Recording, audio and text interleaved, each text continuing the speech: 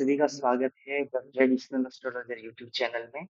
मैं आनंद रेग्मी आप लोगों का कक्षा में स्वागत करता हूं। हम लोग मुहूर्त चिंतामणि ग्रंथ का अध्ययन कर रहे हैं और आज संस्कार प्रकरण की अंतिम कक्षा है। इसके बाद हम लोग विवाह प्रकरण शुरू करेंगे। आइए देखते हैं। प्राग ब्रह्मोदन पाकाद व्रतबंधानंतरम यदि चेत उत्पाता नद्येनोत्पातावपि शांतिपूर्वकम तत्स्यात्। प्राग ब्रह्मोदन पाकात व्रतबंध अनंतरम। ठीक है। व्रतबंध अनंतरम, व्रतबंध के अनंतर यानी कि व्रतबंध के बाद, जब उपनयन संस्कार हो जाए उसके बाद में, और ब्रह्मोदन पाकाद प्राग, अर्थात जो ब्रह्मोदन पाक होता है, अर्थात ब्रह्म अर्थात जो ऋत्विज है उनके लिए जो ओदन यानी कि जो भात जो पकाया जाता है उनको अर्पण करने के लिए, या जो उसमें से शेष जो भोजन होता है वह ब्राह्मणों को भी खिलाया जाता है, तो उसको ब्रह्मोदन कहा जाता है। तो जब यज्ञोपवीत संस्कार हो जाए और उसी दिन जो ब्रह्मोदन पकाया जाता है उससे पूर्व में यदि उत्पात अनध्ययन उत्पातावपि शांतिपूर्वकम तस्यात्, क्या हो जाए? उत्पात हो जाए। ठीक है। उत्पात हो जाए यानी कि यज्ञोपवीत संस्कार और जो ब्रह्मोदन है उसके बीच में, यज्ञोपवीत तो हो चुका है लेकिन ब्रह्मोदन के बीच में यदि क्या आ जाए, उत्पात, उत्पात आ जाए, किसी भी प्रकार का उत्पात, भूकंप इत्यादि जो हम लोगों ने शुभाशुभ प्रकरण में उत्पात पढ़े थे उनमें से कोई भी उत्पात आ जाए, अथवा अनध्याय, अनध्याय जो अभी हम लोगों ने पिछले वीडियो में जो अनध्याय पढ़े उनमें से कोई भी उत्पन्न ना हो। ठीक है। उत्पत्ति हो जाए उनकी, तो शांति पूर्वकम तत्स्यात्, शांति पूर्वकम यानी कि वो जो भी उत्पात है अथवा अनध्याय है उनका शांति कराने के बाद क्या करना चाहिए? तत्स्यात् शांति पूर्वकम तत्स्यात्, शांति पूर्वक वह कार्य क्या होता है, कर लेना चाहिए और वहां पर दोष नहीं लगता है। जब आप उत्पाद और अनध्याय का शांति करवा देंगे तो वहां पर दोष नहीं लगेगा। तो व्रतबंध अनंतरम, यज्ञोपवीत के अनंतर, यज्ञोपवीत के बाद, और ब्रह्मोदन पाकाद प्राग, ब्रह्मोदन पाक से पूर्व में, प्राग अर्थात पूर्व में उत्पाद हो अनध्याय हो, इन दोनों के उत्पन्न होने पर शांति करवा कर वह कार्य कर लेना चाहिए, तो क्या हो जाएगा? दोष की शांति हो जाएगी और दोष नहीं लगेगा। अब यहाँ पर प्रत्येक वेद के हिसाब से यहाँ पर नक्षत्र बताए गए हैं कि कौन कौन से नक्षत्रों में कौन कौन से वेद वाले जो जो जातक होते हैं उनको यज्ञोपवीत संस्कार करवाना शुभ होता है। वेद क्रमा शशि शिवा ही करत्रिमूल पूर्वासु पौष्ट करमैत्र मृगादितिज्ये ध्रुवेषु चास्यु अशुभस्य करोत्तरेश कर्णे मृगांत्य लघुमैत्र धनादितौसत्। ठीक है। अब देखिए यहाँ पर क्या कहा, वेद क्रमात्, अर्थात वेद के क्रम से, वेद के क्रम से यानी कि ऋग्वेद, यजुर्वेद, सामवेद और अथर्ववेद, इस प्रकार के क्रम से, क्योंकि हर किसी व्यक्ति का कोई ना कोई वेद से संबंध होता है। तो अगर कोई व्यक्ति जो है वह ऋग्वेद से संबंधित है तो उसको कौन कौन से नक्षत्रों में अपना यज्ञोपवीत संस्कार करवाना चाहिए? तो कहा कि शशि, शशि अर्थात चंद्रमा, चंद्रमा जो है वह मृगशिरा नक्षत्र के स्वामी है, तो शशि अर्थात मृगशिरा नक्षत्र। शिव, शिव अर्थात आर्द्रा नक्षत्र, क्योंकि आर्द्रा के स्वामी कौन है? शिव है। अहि, अहि अर्थात सर्प, आश्लेषा नक्षत्र। कर, कर मतलब हस्त। ठीक है। कर मतलब हस्त। उसके बाद क्या कहा? उसके बाद कहा कि यहां तक देख लीजिए पहले, शशि मतलब चंद्रमा। ठीक है। शशि मतलब चंद्रमा, क्योंकि जो मृगशिरा नक्षत्र है उसके स्वामी कौन है? चंद्रमा, इसलिए शशि से क्या लेंगे? मृगशिरा नक्षत्र को ले लिए हम लोग। उसके बाद शिव आया, शिव मतलब आर्द्रा नक्षत्र हो गया, क्योंकि आर्द्रा नक्षत्र के जो स्वामी है वो कौन है? शिव है। उसके बाद क्या कहा? अहि। ठीक है। उसके बाद क्या कहा? अहि, अहि मतलब हो जाएगा सर्प, सर्प जो है वह इसके स्वामी है, आश्लेषा नक्षत्र के स्वामी है। उसके बाद कहा कि कर मतलब हस्त नक्षत्र। फिर उसके बाद कहा कि त्रि यानी कि तीन, कर हस्त नक्षत्र से तीन नक्षत्र। जब हस्त नक्षत्र से तीन नक्षत्र लेंगे तो क्या होगा? हस्त, चित्रा और स्वाति, ये तीन नक्षत्र हो गए। उसके बाद मूल नक्षत्र हो गया, और पूर्वासु अर्थात तीनों पूर्वा, पूर्वा फाल्गुनी, पूर्वाषाढ़ा और पूर्वा भाद्रपद। ये जो नक्षत्र होते हैं वह किसके लिए होते हैं? ऋग्वेद वालों के लिए होते हैं। ऋग्वेदियों को इन नक्षत्रों में उपनयन संस्कार करवाना चाहिए।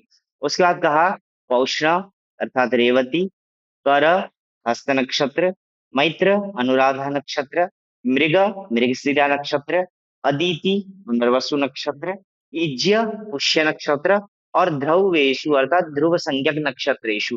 ध्रुव संज्ञक नक्षत्र कौन से हैं?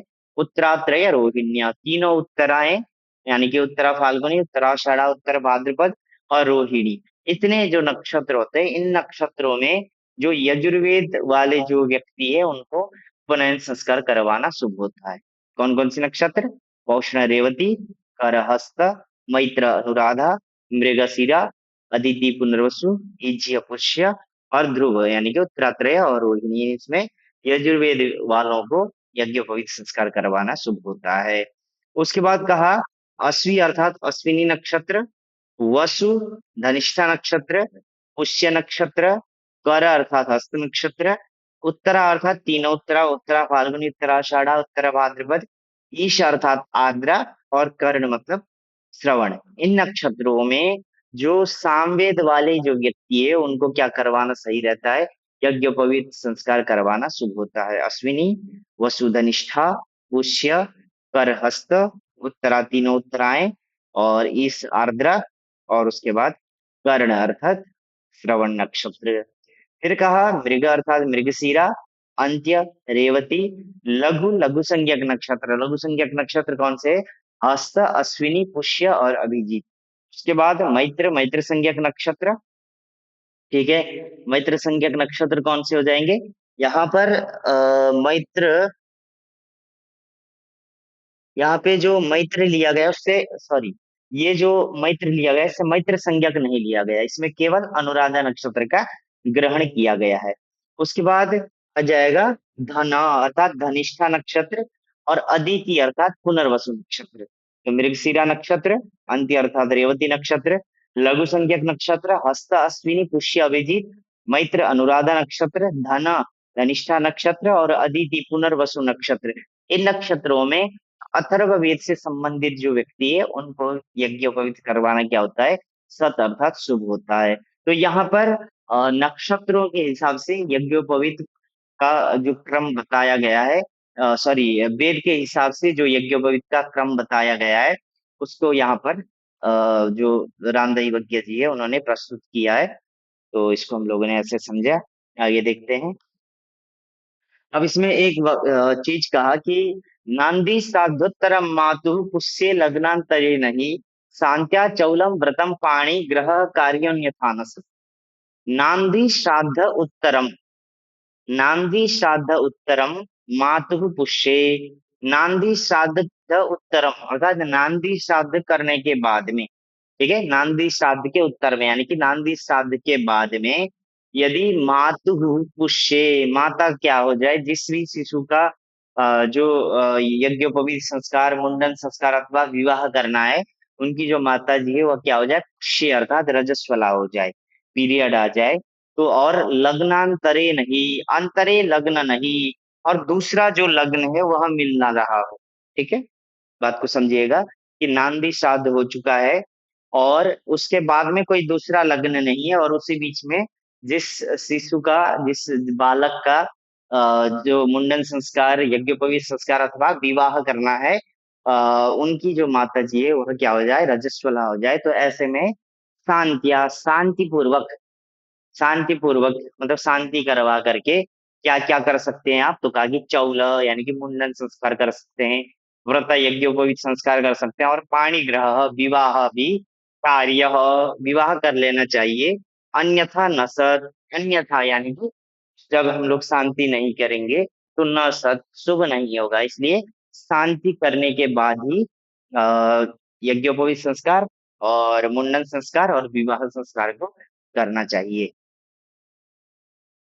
अब इसमें कहा छुरी का बंधन, यानी कि जो क्षत्रिय लोग जो ये कमर में अपने कृपाण बांधते हैं, छुरी टाइप का जो कृपाण होता है छोटा सा उसको बांधते हैं।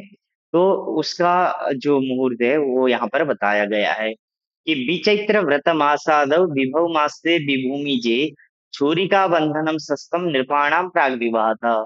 नृपाणाम अर्थात क्षत्रियाणाम, ठीक है। नृपाणाम अर्थात क्षत्रियाणाम, क्षत्रियों के लिए विवाहतः प्राग, विवाह से पूर्व में विचैत्र अर्थात चैत्र मास को छोड़ करके, विचैत्र अर्थात चैत्र मास को छोड़ करके व्रत मास आदौ, यज्ञोपवीत संस्कार में जो भी मास जो तिथि नक्षत्र इत्यादि बताए गए हैं उन नक्षत्रों में, उस तिथियों में, उन वारों में और चैत्र मास को छोड़ करके और साथ में विभव मासते, भौम अस्ते भी यानी कि मंगल जब अस्त हो ऐसे समय को छोड़ करके, विभूमि जे अर्थात मंगलवार को भी छोड़ करके छुरी का बंधनम सस्तम, छुरी का बंधन जो कृपाण जो बांधने की प्रक्रिया होती है, कमर में कृपाण बांधना क्षत्रियों के लिए, तो क्या होता है सस्तम अर्थात शुभ होता है। कब? तो कहा कि विवाहतः प्राग, विवाह से पूर्व में शुभ होता है। चैत्र मास को छोड़ देना है, मंगल की अस्त अवस्था को छोड़ देना है, मंगलवार को छोड़ देना है और यज्ञोपवीत में जो मास तिथि नक्षत्र इत्यादि और वार लिए गए हैं उनमें छुरी का बंधन क्या होता है शुभ होता है, तो इसको इस प्रकार से जाना जाता है। अब इसके बाद इसमें बताया गया केशांत और समावर्तन संस्कार के बारे में। येषान्तं षोडशे वर्षे चौलोक्त दिवसे शुभम व्रतोक्त दिवसादौ ही समावर्तनम् इष्यते। जो केशांत संस्कार होता है, केशांत संस्कार में भी केश छेदन वगैरह करते हैं, बाल बाल दाढ़ी वाड़ी खिलना ये सब करते हैं। तो कहा कि केशांतम षोडशे वर्षे, षोडशे वर्षे जब बालक 16 वर्ष का हो जाए, इसमें भी कहा जाता है कि ब्राह्मण के लिए 16 वर्ष, क्षत्रिय के लिए 22 वर्ष और वैश्य के लिए 24 वर्ष का विधान देखने को मिलता है। तो यहाँ पर नॉर्मली बताया गया है कि षोडशे वर्षे, 16वें वर्ष के समय में चौलोक्त दिवसे केशांतम शुभम, चौल उक्त है अर्थात जो मुंडन संस्कार में जो भी नक्षत्र वार तिथि इत्यादि जो भी बताए गए हैं उनमें 16वें वर्ष में बालक का केशांतम शुभम, केशांत संस्कार करवाना क्या होता है शुभम, शुभ होता है, ठीक है। तो ब्राह्मण का 16वें वर्ष में करवाएंगे, क्षत्रिय का 22वें वर्ष में और वैश्य का 24वें वर्ष में। और यज्ञ जो मुंडन संस्कार में जो बताए गए दिन इत्यादि है उनमें ही कराना चाहिए। फिर कहा कि व्रतोक्त दिवस आदौ ही समावर्तन मिष्यते। अब समावर्तन क्या होता है, तो समावर्तन अगर आप लोग नॉर्मली क्या होता था पहले के समय में जब शिशु अपना विद्या इत्यादि समाप्त करके जब घर लौटता था तो उसको समावर्तन संस्कार बोला जाता था। अभी के टाइम में अगर बोलेंगे तो इसको हम लोग दीक्षांत बोल सकते हैं, वही जो कन्वोकेशन होता है उसको हम लोग समावर्तन संस्कार बोल सकते हैं। कहा कि व्रतोक्त दिवसादौ ही समावर्तनम इष्यते।